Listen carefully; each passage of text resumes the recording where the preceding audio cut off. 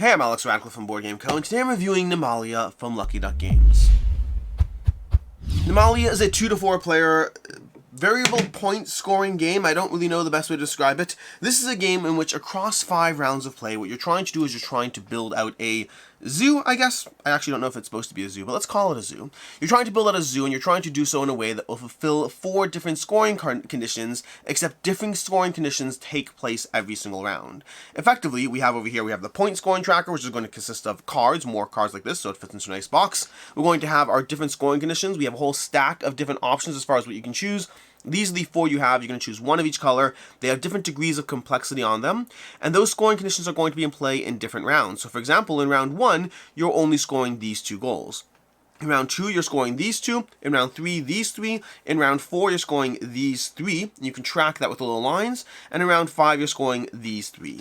Effectively, every single scoring condition is going to score 3 times, but when they score, that's what you're trying to puzzle and balance around. To that end, what you're going to do is you're going to start by selecting a card. Players are going to select a card for the starting zoo, and this is where let's go over the scoring conditions that we have in place so you have a sense of how it plays, and then let's play through maybe a round and call it a day. What we're going to do is you're going to go ahead and take a look at the scoring conditions. This card rewards you for 2 points for every unique green terrain type. So as long as they're separate, they're going to be worth 2 points. If I had another one over here, this would all be worth 2 points instead of being worth 2 separate groups. Over here, you're going to score for pandas that are on the edge of your board. So pandas only on the edge, not in the center, are going to be worth 3 points each. Over here, this one, you're going to be getting points for as the most alligators is worth points and the least flamingos is worth points. And then lastly over here, when you have 2 separate animals that are the same, touching the same otter, those are worth points. You can see over here the lions are not worth points because this one's not touching the otter. Versus these penguins over here are worth a point apiece because they are touching the otter. That's what you're trying to score for. But again, right now, we're just scoring for those pandas and for those green areas. This is where none of these have either pandas or green areas. That's a great starting hand to go through. So let's try to plan out around, further down the road. This one has 2 flamingos. Not going to help us. We want least flamingos. This one we got 1 otter over here. So we have an otter over here we can play with, or we can have the alligator and flamingo. This one also has the alligator and flamingo. So let's go ahead and go with this as my starting card so I can potentially start building around this. From there, you're going to engage in drafting. You're going to go ahead and grab 3 cards and draft them, and every single round, that's going to be what's building out your zoo. But you have to place cards potentially on top of other cards as you go, which means you can place them fully on top of another card, or partially have another card, but you cannot place them under a card when you play. So right now, we're going to go ahead and take a look over here. We have a panda that can go on the edge, and we have an alligator. That's not a bad thing at all. So we could mess with that. We have more alligators if we want to prep for the future, or we have another panda and an otter. Those could be useful. The panda and the otter could be fun, but I don't mind getting the alligator either. So what if we do this over here? If we play this like this, then we've done a few things. We both have multiple alligators. We also have them touching the otter, so they're going to be worth points there. And then we have the panda on the edge of the board. That's certainly not a bad starting point. We're going to take these cards. We're going to pass them to the right or left or whatever, and then take the 2 cards from the person who passed them to us. In this case, drawing from the deck, because it's just me here alone. With these 2 cards over here, I have another otter, which could be useful. I have another otter, which could be useful. I have a flamingo, which is not the best, unless, like right now, I could try to take into account the fact that our flamingo card is going to score in round 3, and our otter card is going to score in round 2. So I could start building out, although this won't help me because you have to kind of put on top of there. I could do this over here. This is not the worst over here. This will allow me to score points for those. You know what? Let's go ahead and be crazy. Let's be crazy. Let's go ahead and do that. I think I'm going to try it out. We'll see what happens. We're going to do that over here. This will get passed. We're going to draw the last card we get, and this is going to go somewhere into our zoo, although I don't know if it'll help us. I guess it could, because we could put this down over here like so, and then again we're scoring for the otter. Now it's worth noting your zoo has a limited size. It can only be a maximum of 6 spaces wide and tall or long. The height and width, it can be 6 spaces each, which means once you hit that certain endpoint, you can no longer expand it further. Let's go ahead and score round 1 and see how we did. For this card over here, we get 2 points for every separate grouping, which honestly, as I was playing, I completely forgot about that. I was looking for the animal types, forgot about that card, but it worked out well because I have 1, 2, 3, 4. That's going to be 8 points. Let's pretend I'm the white player over here. I'm going to move up 8 points for that card. For the second card, I'm going to go ahead over here, and this one's going to give me points for every panda on the edge of the board. That's going to be 3 points for this one, so I'm going to go up another 3, 1, 2, 3. That is the end of round 1. Let's do that one more time, because honestly it's pretty fun.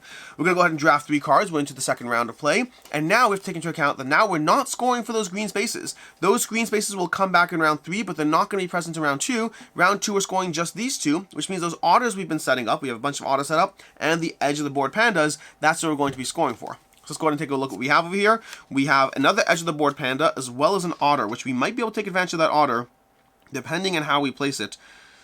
Do you have a giraffe on the board? We do have a giraffe on the board, but the giraffe is over here. So I could cover the penguin and build an edge of the board otter. This will work over here. Yeah, here we go. So right now, this otter is going to be next to 2 giraffes, and it's also going to be giving us an edge of the board panda. We'll take these, pass them on. Honestly, I didn't even look that much of them, but it is what it is. Over here, we're going to have this one. We have some what's it called? Flamingos over here, which we do want to make sure to cover by the time we get to round 3. We do have an edge of the board panda over here. We have the same situation over here. I don't know if there's a strong reason to choose one or the other. I will choose this one probably, but we'll see. Let's take a look at the otter over here. If we get a crocodile on top of that, this otter is actually, I actually put next to 2 flamingos. I messed up over there, but it is what it is. But that means I could go ahead and cover it reliably if I want to. Is it worth doing? If I place this like this, that's not the worst. Let's do this over here, because that'll give us an edge of the board panda, and it will still give us a separate green area, while also giving us 2 crocodiles next to an otter, so it kind of recovers from our bad mistake, and we have 1 card left. This will easily give us an edge of the board panda. Can it give us anything else? Over here we have crocodiles. That won't help us, because we don't have any crocodiles in this card. Over here, we have an otter over here on the giraffe, but we want that. I don't see a great way to start to not cut into my own points at this point. So if we're not cutting into our own points, let's go ahead and at least cover up a flamingo so we don't get 2 flamingos. Let's try to keep our flamingos as tight as possible, and that's going to be our spot that we place it down. We'll again score, this time for edge of the board pandas, 1, 2, 3, 4. That's going to be 12 points. A nice chunk of points from pandas over there, and then points for everything touching an otter that we have 2 of, so 1, 2. Over here, 1, 2, 3, 4, that's 6. And over here, 1, 2, that's going to give us another 8 points. We're up to 31 points. And that is basically how you play Nimalia. You do that across 5 rounds of play. As you continue to play, your board is going to get harder and harder to expand, and rather you're going to start focusing on trying to optimize your points. You can see over here that if we enter round 3, even in its current state, round 3 is going to give us a chunk of points. 1, 2, 3, 4, 5, 6, 7 over here. We have 1, 2, 3, 4, 5, 6, 7, 8 different sections. It's going to be 16 points from those greens. You can see how the points will start scoring higher and higher as you get through it. By the time you get to the end of round 3, your board is going to be mostly full. Round 4 is going to be like where you probably finish it out completely, and round 5 starts moving into straight up optimization of just laying things over each other, penalizing yourself in some areas, but rewarding yourself in others as you strive to struggle and challenge your way through, maximizing the different scoring opportunities as you play through Nimalia. And with that, let's go ahead and dive into the review. Starting off with Ease of Play, the rulebook is incredibly easy to go through. This is the rulebook over here. This is it. Everything over here you see. This is the entire rulebook. There's not a lot of rules to go through, and most of those, honestly, are scoring cards. This is all scoring cards over here, and so you don't really have a ton of rules. You have our 6x6 grid, we have our scoring cards, our cover, and then these are the rules. Very easy to get up and running, very, very small in terms of the general box size and all that. Game plays in around half an hour, could run a little long, you could get AP prone, so it could drift out, but I'd say generally around half an hour for the game. That's overall just an easy game to dive into. As far as what I like, don't like, I can see others not liking. The biggest thing about this game really just comes down to 2 things that I like in other games, and it's done well here. One is variable point scoring. I like when a game gives you different ways to, within the same system, you have different ways to try to score points. And that's going to be true because you have these handfuls of cards over here. There are 4 cards, I want to say of each color, but they're actually different colors on different sides, so maybe I'm not entirely sure. So you can see there's different colors on both sides. There are a bunch of different scoring conditions, let's just say with that. There's a bunch of scoring conditions, and the way you mix and match, I guess we can just count it. 4 over there, 1, 2, 3, 4, 5, 6, 7, that's what, 7 plus 4, 11. There's 22 different scoring conditions in this game. And the combination of those 22 scoring conditions are going to create a unique way you approach the same puzzle every single time. I like that in games, and I like it in Nimalia. It's done well, with some cards being fairly basic in how easy they are to jump into, others being more complicated, but all of them giving you a slightly different way to approach the same exact puzzle. You learn the rules, and then now you're doing it differently. Now you have to be mindful of that panda that was good in this game is a little bit more frustrating in that game because of the way different things combine together. You're also going to be dealing with the fact that you're overlaying cards in this game, which is another system that I like in many other games. Whenever you have cards open, that's the wrong type of card over here. Whenever you have cards that you're overlaying on top of other cards to create different kinds of sets and patterns, being mindful of how you have to hurt yourself and help yourself as you play cards, I like those systems in games because it gives you a lot of a lot of mapping as far as how you're trying to approach it. Like, how can I make sure that I get what I want, but I also have to cover things, and so I have to cover something. What is the fewest amounts of points I can take for myself, and the most amounts of points I can give myself as I go ahead and place cards, and placing a double flamingo is not going to actually help you in this particular game, but you get my point. I like the system of card overlays, I like the system of variable point scoring, I like the combination of them both in Nimalia. That's simple. It's to the point. I don't have a whole list of things I like. I have 2 things done well in the game that make me enjoy the process of engaging with Nimalia. As far as things I don't like, there's a few small things. One, general production value, art, graphic design. General production value I found to be a little bit of a miss for me on this one. The art's okay, doesn't really do it for me strongly. The scoreboard's a bit fiddly to play with, and again, they're trying to make it fit in a small box, so I get it, but the scoreboard's a bit fiddly. I found this to be really not the most, I don't love this scoring card over here as far as tracking what's going in different rounds. You get used to it, but it's not the most intuitive. And the iconography as far as how things score, it's fine, but you will find yourself referencing the rulebook every single time to find out what the iconography is. I understand why they didn't go text-based, make it nice and language independent, just have different rulebooks and all that. But overall, I found the general, again, art, graphic design, production to be okay, and not going to score majorly negative points, but certainly not scoring any majorly positive points either. It is what it is, and move on from that. I'll also say that some of the point scoring feels repetitive or less clever than I'd like. Depending on the combination of scoring goals you get, while there are 22 different scoring goals, there's not, you'll have games of Nimalia that have better and worse combinations to go through, that are more engaging of a puzzle or less engaging of a puzzle, depending on what you get, depending on how interesting they are, and depending on how well they do or don't work with or against each other as you go. So it is one of those games where you'll have better and worse games. I have certainly had better and worse games of Nimalia. I've always enjoyed it, but how much I find that puzzle interesting versus just going through a process, that depends game to game. And I'll say as well, no, there's no saying as well, that's it, that's all I have. That's what I have as far as the things I don't like about the game.